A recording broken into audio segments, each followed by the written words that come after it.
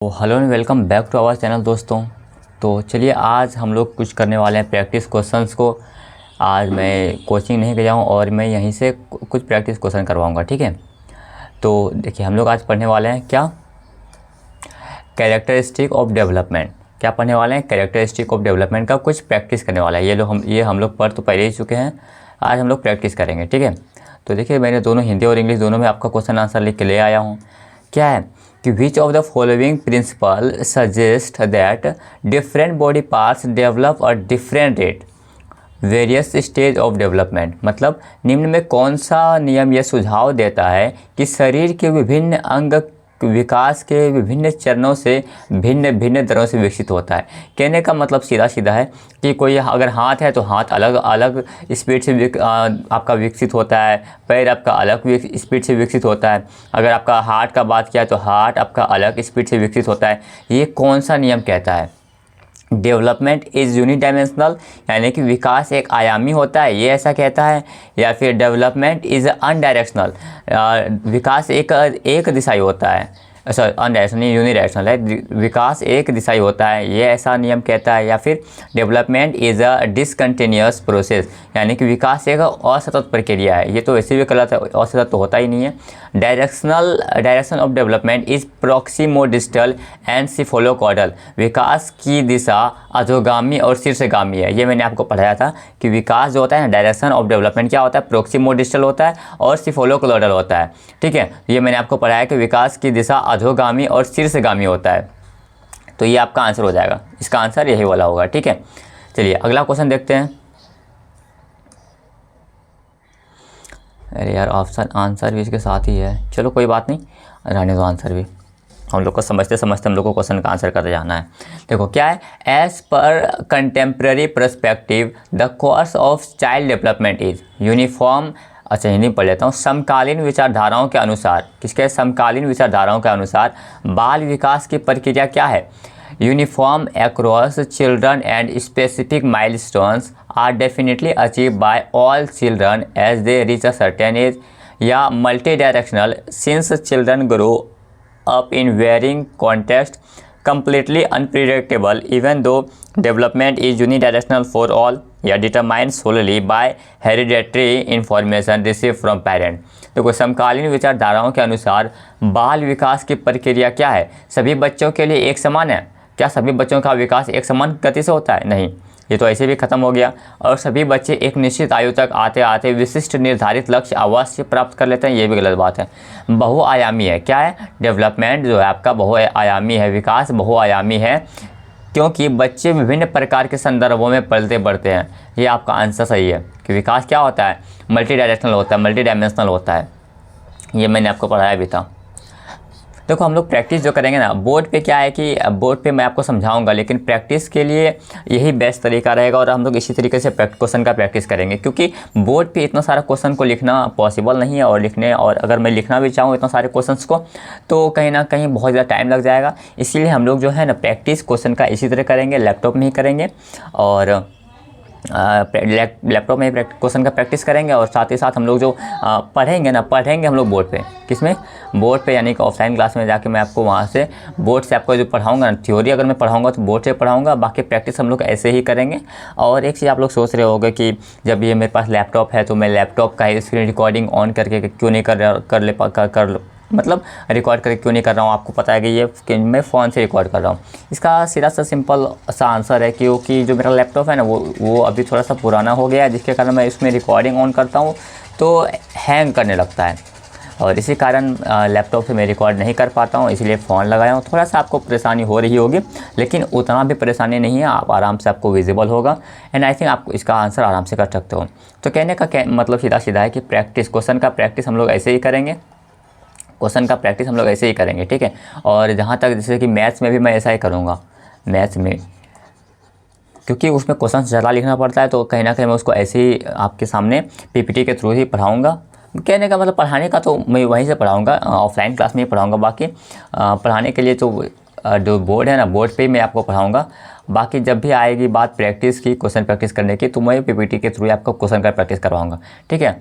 आप लोग कमेंट करके बताना कि आपको आज का क्लास कैसा लग रहा है, मतलब बेसिकली ये इस तरीके से पढ़ने में आपको कैसा लगा है। और थोड़ा सा ये आंसर जो है ना, ये मुझे यहाँ पे नहीं लाना चाहिए था। बेसिकली अगर आपसे क्या ही छिपाऊँ, ये मेरा पीपीटी नहीं है, ठीक है। बट मुझे लगा कि ये मैंने पढ़ाया है तो इसी अकॉर्डिंग करा लेते हैं, क्योंकि मैं भी एक स्टूडेंट और पीपीटी में बनाऊंगा, ठीक है। लेकिन मुझे लगा कि इस पीपीटी में हम लोग पढ़ा सकते हैं और आंसर भी दिया हुआ था, तो थोड़ा सा मैनेज कर लेना।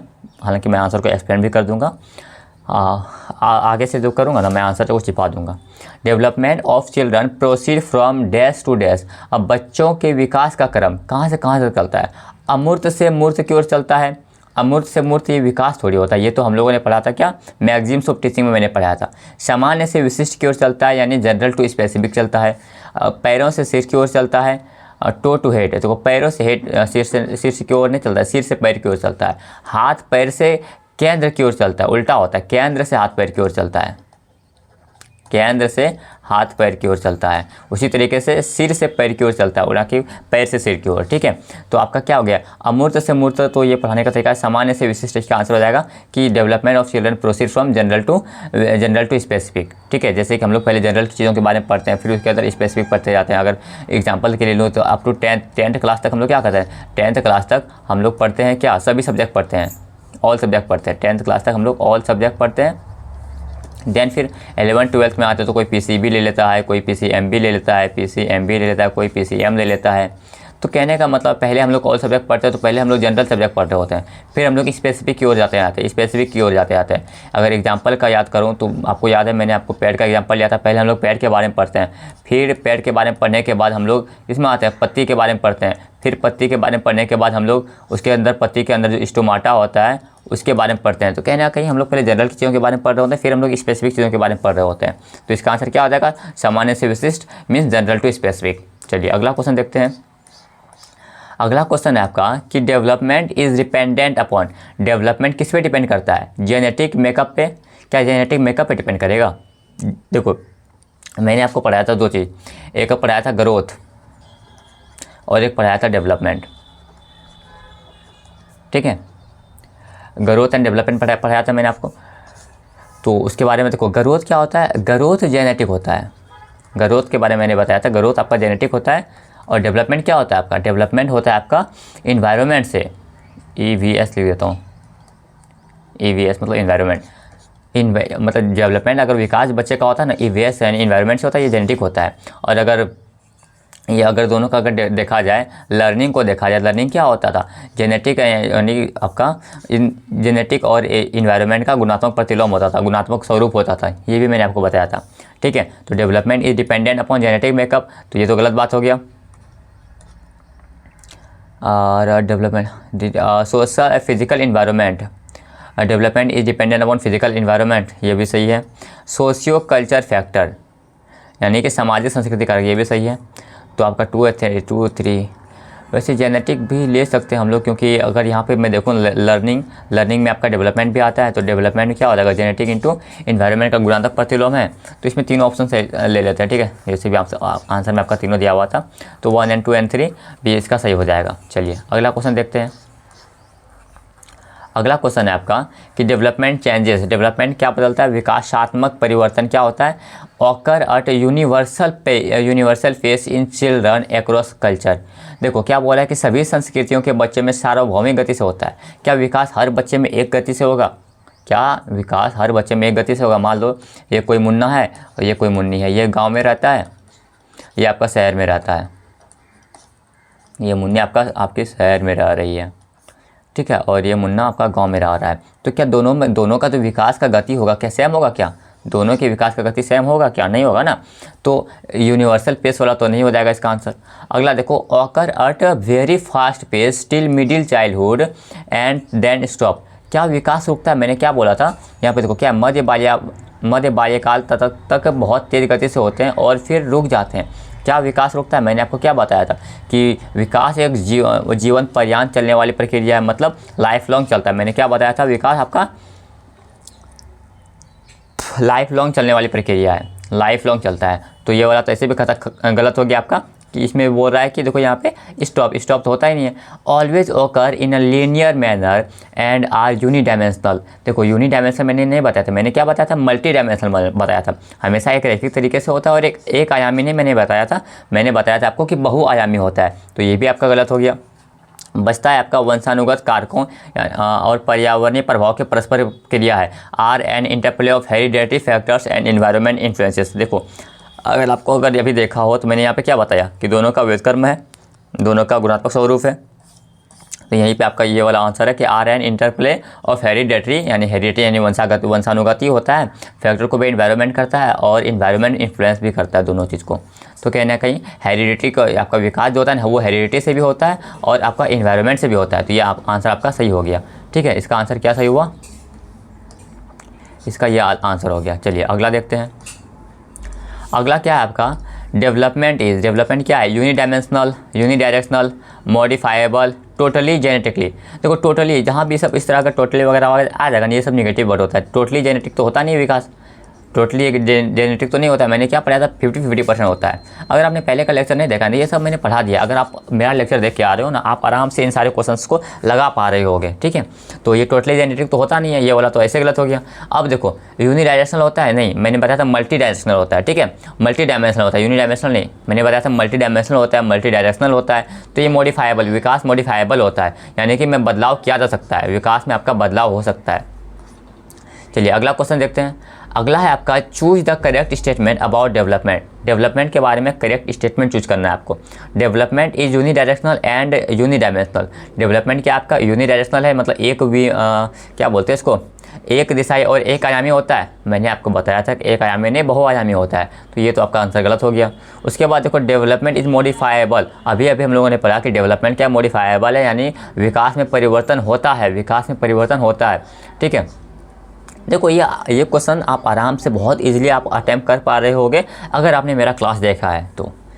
ठीक है, चलिए अगला क्वेश्चन देखते हैं। अगला क्वेश्चन है आपका in the context of children development include, मतलब बच्चों के संदर्भ में विकास के अंतर्गत क्या आते हैं।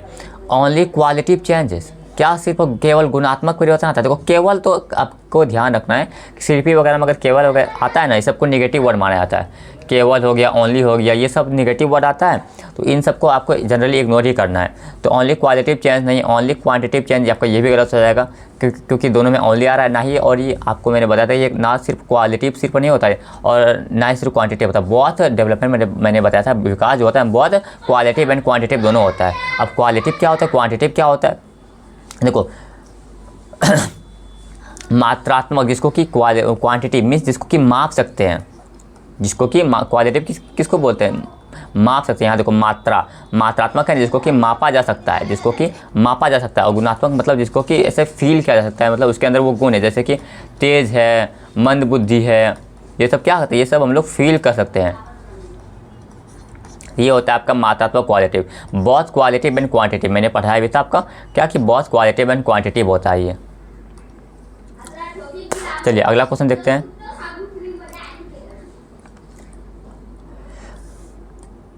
आप लोग थोड़ा बताइएगा कि आपको प्रॉपर दिख रहा है नहीं दिख रहा है, क्लास कैसा लगा आज का। क्योंकि मैं पहली बार ऐसा क्लास ले रहा हूँ, तो थोड़ा सा आप लोग अगर रिव्यू देते हो कि कैसा रहा नहीं रहा, तो उसके बाद हम लोग डिसाइड करेंगे और कैसे कैसे क्या करना है। ठीक है, चलिए देखते हैं। As an infant Raghav was deprived personal affection. Raghav जब शिशु था तब उसे माता पिता के स्नेह से वंचित रहना पड़ा। ठीक है, in his late childhood he found considerate teachers. बाल्यावस्था के आगे के चरण में उसे बहुत संवेदनशील अध्यापक मिले। ठीक है, बहुत संवेदनशील अध्यापक मिले। Yet he has issue trusting people and lack courage to take risk. फिर भी मतलब उसको एक ऐसे अध्यापक मिले जो उसको बहुत मतलब प्यार वगैरह देते होंगे, फिर भी उसे लोगों पर विश्वास करने में परेशानी होती थी। ठीक है, अब देखो क्या है, which issue development apply describe Raghav case. अब देखो वह जोखिम लेने का साहस नहीं दिखा पाता, राघव के विषय में कौन सा मुद्दा एकदम स्पष्ट रूप से वर्णित है। तो ये राघव जो है ना, ये आपका राघव को बचपन में माँ बाप का प्यार नहीं मिला। ठीक है, माँ बाप का प्यार नहीं मिला, तो जब ये स्कूल गया, स्कूल में इसका टीचर का प्यार तो मिला, बट फिर भी ये जो है ना किसी पे यकीन नहीं कर पाता है। जोखिम लेने का मतलब किसी पे यकीन नहीं कर पाता, सीधा सीधा बात।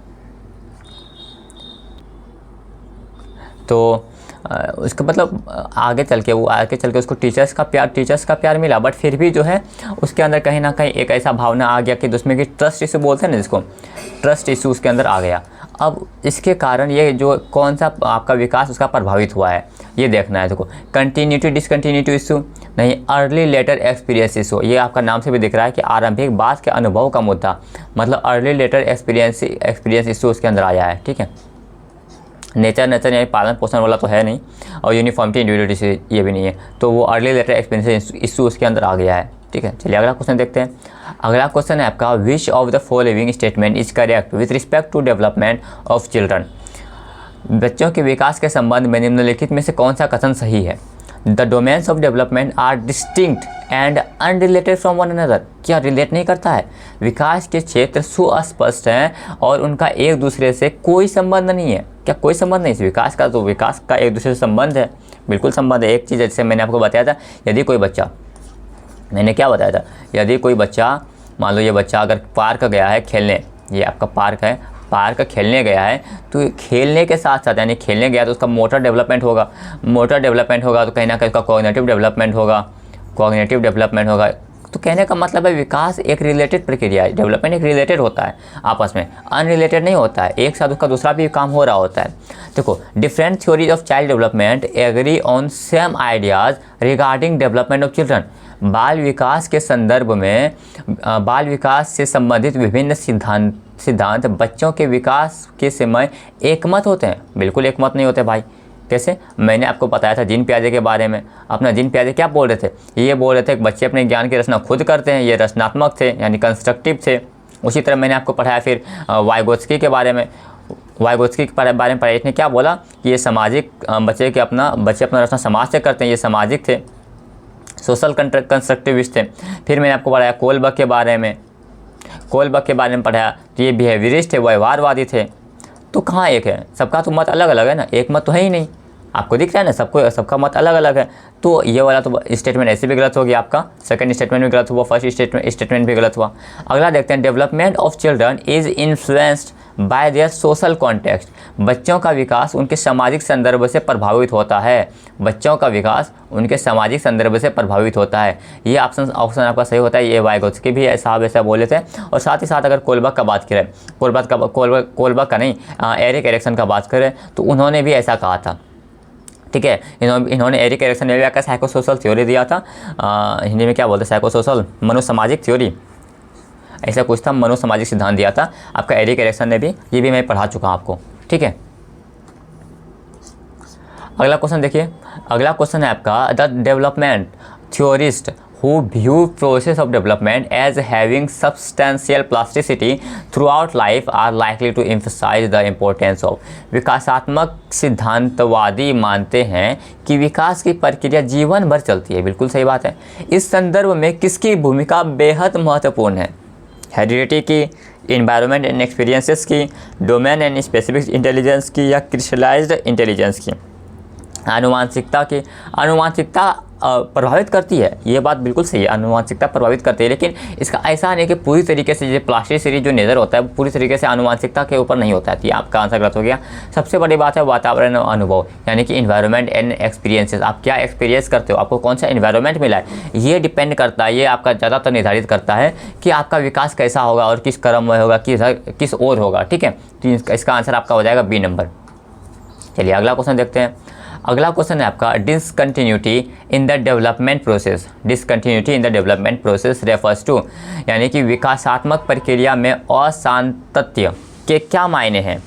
New ways of understanding the world that emerge during the process of development, यानी विकास की प्रक्रिया के दौरान उभरने वाले नए तरीकों जो संसार को समझने में मदद करते हैं। ये इसका आंसर होगा। चलिए आगे बढ़ते हैं। अगला है आपका, आज हम लोग 15 क्वेश्चन करेंगे। ठीक है, आज हम लोग 15 क्वेश्चन करेंगे, क्योंकि अब जैसे भी ये बहुत बड़ा है और आप लोग एक बार रिव्यू दे देना कि आपको कैसा लग रहा है क्लास। उसके बाद हम लोग फिर इसको कंटिन्यू करते रहेंगे। फिर हम लोग क्या करेंगे, हम लोग वहाँ से थ्योरी पढ़ेंगे। मैं जाके कोचिंग में ऑफलाइन क्लासेस में आपका थ्योरी पढ़ा दूंगा। देन फिर हम लोग उसका ऑनलाइन में आके उसका प्रैक्टिस कर लेंगे। इस तरीके से हम लोगों का प्रैक्टिस भी होते जाएगा, अच्छे से हम लोग एग्ज़ाम के लिए तैयारी करते जाएंगे। हालांकि इसके लिए मुझे आपका रिव्यू चाहिए कि आपको कैसा लगा क्लास, वो आप लोग कमेंट करके बाद में बता देना। तो आज हम लोग 15 तक ही रखेंगे। ठीक है, देखो thought becomes abstract and idealistic during the period of, किस अवधि के दौरान विचार अमूर्त और आदर्शवादी होता है। देखो अमूर्त चीज़ों के बारे में विचार कब होने लगता है और आदर्शवादी कब हो जाता है?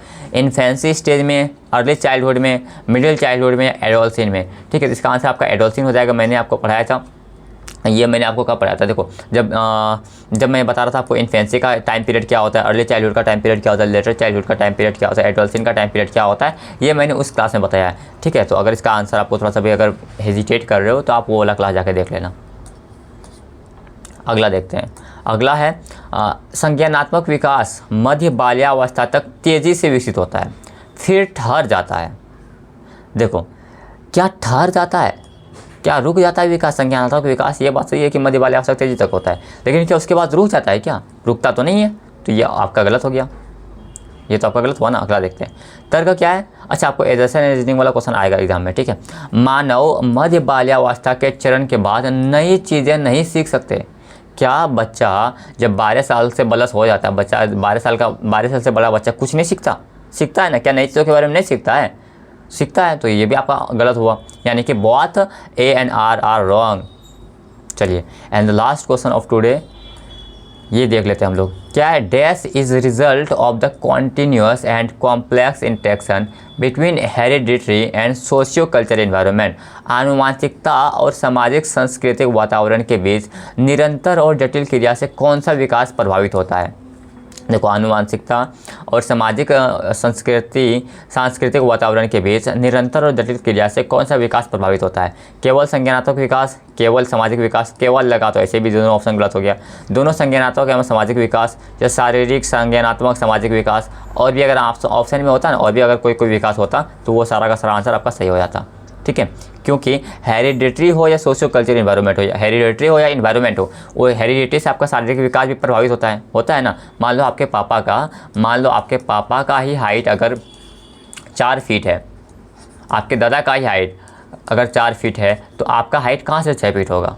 तो आपका हाइट भी तो 4 फीट ही होगा ना। आपका भी हाइट अगर आपका हाइट भी आपका 4 फीट ही होगा, सीधा सा बात है। तो शारीरिक भी होता है, संज्ञानात्मक भी होता है, सामाजिक विकास भी, सब प्रभावित होते हैं आपका सोसाइटी से और आपका हेरिडिटी से। चलिए, ये रहा था आपका लास्ट क्वेश्चन। आपको क्लास कैसा लगा आप कमेंट करके बताना। बाकी इस तरीके का क्लास आपको चाहिए कि आना चाहिए, या फिर आपको बोर्ड से ही पढ़ना है, लेकिन बोर्ड से मैं ये प्रैक्टिस कैसे करवाऊँगा? खैर जैसा भी रहा, आप लोग कमेंट करके बताइए कि आपको ये क्लास कैसा लगा। उसके बाद फिर हम लोग इसी तरह का क्लास कंटिन्यू रखेंगे। ठीक है, तो आज के लिए बस इतना ही। मिलते हैं आपसे अगले वीडियो में, तब तक के लिए जय हिंद, जय भारत।